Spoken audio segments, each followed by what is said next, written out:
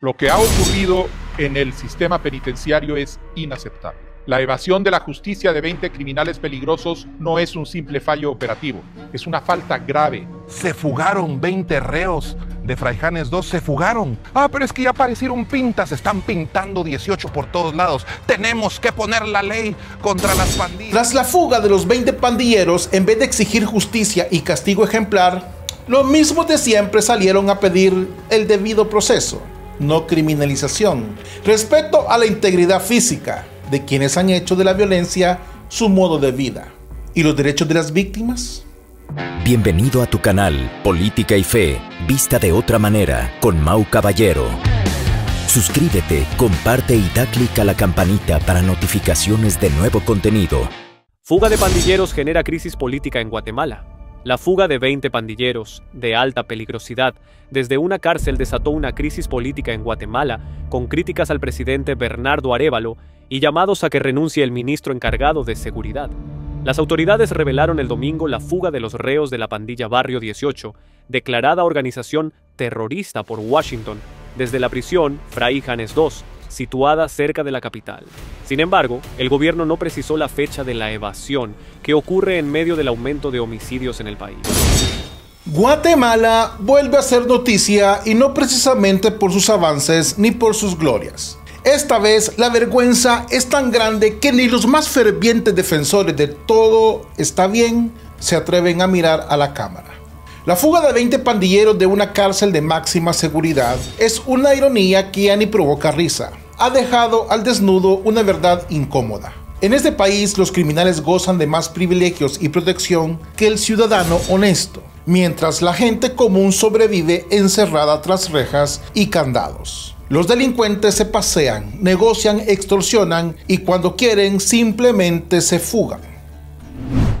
Como dijo Martin Luther King Jr., la injusticia en cualquier parte es una amenaza a la justicia en todas partes. Y ahí está el presidente Bernardo Arévalo, compareciendo ante la nación con rostro compungido y discurso de manual, anunciando la destitución de su cúpula de seguridad. Un acto de desesperación más que de autoridad. Pero lo que realmente indigna no es la fuga en sí, sino la reacción de quienes corren a defender los derechos humanos de los criminales, como si la verdadera víctima fuera el pobre pandillero y no el pueblo aterrorizado. El mensaje es claro. Aquí la prioridad no es la seguridad de la gente, sino la comodidad de los victimarios. San Agustín. Sin justicia, ¿qué son los reinos sino grandes bandas de ladrones? Mientras Guatemala se hunde en excusas, al sur del país, El Salvador se ha convertido en el ejemplo que nadie quiere imitar. Al menos no los que viven de la impunidad y el negocio del crimen. Nayib Bukele, con su plan de control territorial, ha hecho lo que parecía imposible: devolverle la tranquilidad a un país que era sinónimo de violencia. La receta: decisión, firmeza y una claridad brutal. El Estado está para proteger al pueblo, no para servir de escudos a los delincuentes. San Juan Pablo II. La paz exige la obra de la justicia.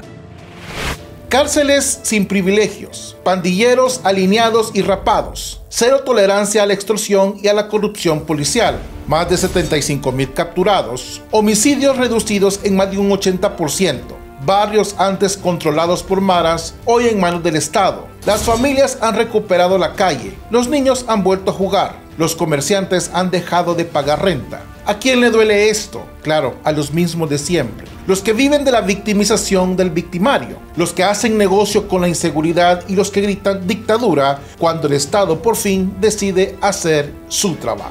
Damos inicio.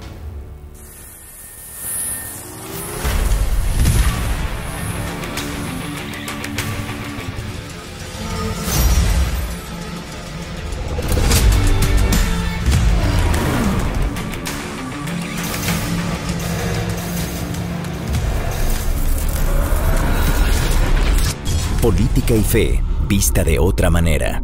Damos inicio. Winston Churchill. El precio de la grandeza es la responsabilidad. Guatemaltecos y guatemaltecas, hoy me dirijo a ustedes con la franqueza que este momento exige y con la firmeza que mi cargo demanda. Lo que ha ocurrido en el sistema penitenciario es inaceptable. La evasión de la justicia de 20 criminales peligrosos no es un simple fallo operativo, es una falta grave contra cada guatemalteco de bien que confía en que el Estado cumplirá su deber de proteger. Nuestro objetivo no es solo superar estos momentos complejos, sino salir fortalecidos en nuestras capacidades para derrotar a las pandillas criminales que amenazan la vida tranquila de las familias guatemaltecas. En este sentido, comparto con ustedes una serie de decisiones que he tomado. Primero, he decidido realizar cambios en el equipo a cargo de las tareas de seguridad. He aceptado la renuncia de Francisco Jiménez de su cargo como ministro de Gobernación, así como la de la viceministra de Asuntos Antinarcóticos, Claudia Palencia, y del viceministro de Seguridad, José Portillo. Iniciaremos inmediatamente la construcción de una nueva cárcel de máxima seguridad con capacidad para 2,000 reclusos. Hace unas semanas presentamos al Congreso una iniciativa de ley antipandillas para poder contar con todas las herramientas que nos permiten combatir efectivamente este problema. Celebro que el día de ayer el Congreso haya aprobado en tercera lectura una ley antipandillas. Estamos enfrentando fallas de carácter histórico, pero no descansaré hasta que la totalidad de los criminales que hoy se encuentran escondidos estén cumpliendo la condena que les corresponde. El presidente Arévalo, atrapado entre la presión internacional y el temor a ser tachado de autoritario, opta por el camino de siempre: destituir funcionarios, prometer investigaciones y recitar el mantra del respeto de los derechos humanos. Pero ¿de qué sirven los derechos humanos cuando los criminales lo usan como escudo y la ciudadanía queda indefensa? ¿Cuándo fue la última vez que una familia víctima de extorsión recibió el mismo apoyo que un pandillero capturado? No te dejes vencer por el mal, al contrario, vence el mal con el bien. Romanos capítulo 12, versículo 21. Su discurso suena a lo de siempre: reformas, fortalecimiento institucional, combate a la corrupción, palabras bonitas que solo sirven para ganar tiempo mientras los criminales celebran su impunidad. En vez de tomar decisiones valientes, prefieren no incomodar a la comunidad internacional, esa misma que aplaude los derechos de los delincuentes pero ignora el sufrimiento de los pueblos. Edmund Burke: para que triunfe el mal, solo es necesario que los buenos no hagan nada. Mientras tanto, El Salvador vive un antes y un después. Los datos no mienten. En el año 2015, el país tenía una tasa de homicidio de 103 habitantes por cada 100,000. Hoy esa cifra ha caído a menos de 5. El país, que era conocido mundialmente por sus maras, hoy es ejemplo de seguridad y control. ¿Cómo lo logramos? Poniendo a los criminales en su lugar y dejando de pedirles permiso para impartir justicia. Los críticos internacionales pueden gritar lo que quieran, pero la realidad es que el pueblo salvadoreño respalda masivamente el modelo, porque por primera vez en décadas pueden vivir sin terror.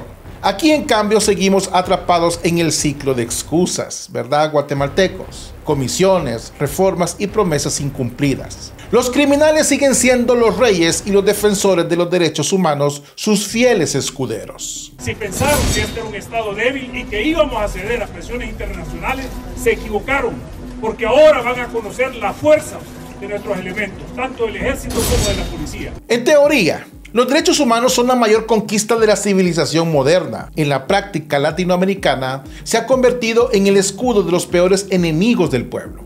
Organismos de derechos humanos rechazaron la decisión del Congreso de El Salvador de llevar a juicios colectivos a miles de presuntos pandilleros presos. Hablar de derechos humanos en Guatemala es para muchos sinónimo de defender a los victimarios y abandonar a las víctimas. Los organismos internacionales y las ONGs han hecho de la defensa de los criminales una industria rentable. El resultado: un sistema donde el pandillero tiene más garantías que la abuela extorsionada, donde el marero fugado es tratado con más compasión que el comerciante asesinado. Madre Teresa de Calcuta: el fruto del silencio es la oración. El fruto de la oración es la fe. El fruto de la fe es el amor. El fruto del amor es el servicio. El fruto del servicio es la paz. ¿Dónde está el servicio y la paz para el pueblo? Y el pueblo, condenado a vivir con miedo, a encerrarse tras rejas, a escuchar cómo los defensores de derechos humanos existen mejores condiciones carcelarias para los asesinos, mientras ignoran la miseria y el dolor de millones de ciudadanos honrados. ¿Hasta cuándo vamos a seguir llamando derechos humanos a los que en realidad son desechos humanos? Porque eso es lo que se ha convertido el sistema. Un basurero moral donde la vida del criminal vale más que la del ciudadano honesto. No robes, no engañes, no oprimas al prójimo. Levítico capítulo 19, versículo 13. Tras la fuga de los 20 pandilleros, en vez de exigir justicia y castigo ejemplar, los mismos de siempre salieron a pedir el debido proceso, no criminalización, respeto a la integridad física de quienes han hecho de la violencia su modo de vida. ¿Y los derechos de las víctimas? Aquí en Guatemala insisten en que tenemos que declarar a las pandillas y a las maras como terroristas. Todo el mundo se anda tirando la chibolita, no se deciden, y me parece una pésima idea porque terrorismo es una cosa, el crimen organizado es otra. Va a ser utilizado para decir a cualquier persona que les ronque la gana sin que tengan el debido proceso es marero y se les va a perseguir. Y es obviamente una de las razones por las cuales no tiene mucho apoyo de ciertos congresistas. ¿Realmente hace falta una ley? No son suficientes las leyes actuales para que si una persona extorsiona se le denuncie, se le procese, se le encuentre culpable y se le ponga preso. Se fugaron 20 reos de Fraijanes 2, se fugaron. Pero es que ya aparecieron pintas, están pintando 18 por todos lados. Tenemos que poner la ley contra las pandillas. ¿Dónde están los organismos internacionales cuando una madre entierra a su hijo por una bala perdida? ¿Dónde están los comunicados de la ONU cuando una familia es desplazada por las maras? Porque no hay marcha atrás. Ni cartas abiertas exigiendo justicia para los miles de guatemaltecos que viven secuestrados por el miedo. Defender los derechos humanos de los criminales mientras se ignoran los derechos fundamentales del pueblo es una traición. Es convertir un principio sagrado en un desecho. Es una excusa para perpetuar la impunidad y el sufrimiento. Por eso, mientras sigamos priorizando el bienestar de los que destruyen la sociedad, el término correcto no es derechos humanos, sino desechos humanos. La comparación con El Salvador es brutal. Allá el Estado decidió que los derechos de la mayoría están por encima de los privilegios de unos pocos criminales. En Guatemala siguen presos de un discurso que solo beneficia a los que viven del caos. El justo actúa con integridad. Dichosos los hijos que sigan su ejemplo. Proverbios capítulo 20, versículo 7. ¿Tendrá Guatemala la capacidad de hacer lo que hizo El Salvador? Por supuesto que sí, pero falta voluntad política, valentía y sobre todo dejar de escuchar a los que viven de la impunidad. El sistema carcelario puede reformarse, la policía puede depurarse, las leyes pueden endurecerse. Lo que no se puede es seguir justificando la inacción con el cuento de los derechos humanos. Como dijo Margaret Thatcher, estar en el poder es como ser una dama. Si tienes que decirle a la gente que lo eres, no lo eres.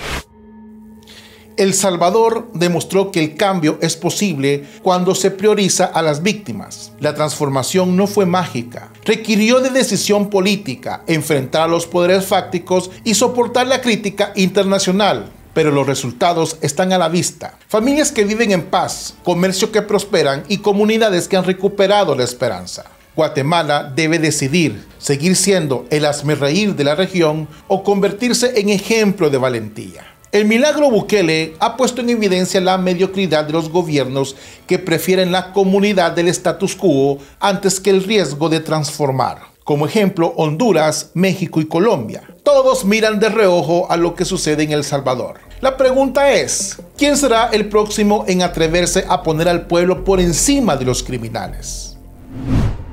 Nelson Mandela. La mayor gloria no es nunca caer, sino levantarse siempre. La exportación del modelo Bukele no es solo posible, es necesaria. La región no puede seguir siendo rehén de minorías violentas y de una élite política que prioriza los derechos de los delincuentes sobre la vida y la dignidad de la mayoría. El Salvador demostró que sí se puede. Ahora le toca a Guatemala decidir si quiere seguir siendo ejemplo de fracaso o de transformación.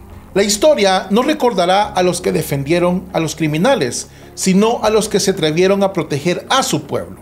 Guatemala tiene una oportunidad única: dejar de lado el discurso vacío y actuar, porque mientras los políticos sigan priorizando los derechos de los delincuentes, o mejor dicho, los desechos humanos, el pueblo seguirá siendo rehén de su propia cobardía.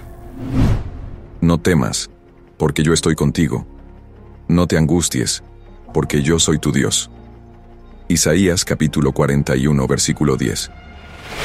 Nuestro país, El Salvador, demostró que el cambio es posible cuando se pone a la gente primero y se deja de negociar con el crimen. Guatemala puede y debe seguir ese ejemplo, porque la verdadera vergüenza no es la fuga de 20 pandilleros, sino la fuga de valor, de dignidad y de sentido común en quienes deberían defender a su pueblo. El tiempo de las excusas ha terminado. Es hora de elegir: o seguimos defendiendo desechos humanos o por fin defendemos al pueblo guatemalteco. Hermanos, ustedes sí pueden, estamos con ustedes, menos con esos políticos que no quieren cambiar porque tienen intereses que ustedes mejor que nadie lo saben. Ánimo. ¿Y ustedes qué piensan de todo esto? Los leo en los comentarios. Bendiciones, paz y bien, Dios con ustedes. ¿Te gusta nuestro contenido? ¿Quieres ayudarnos a seguir adelante? Conviértete en un Patreon. Da clic al enlace de la descripción en este video. Gracias. Toda ayuda económica es para seguir adelante con este contenido de Fe y Política. Fe y Política.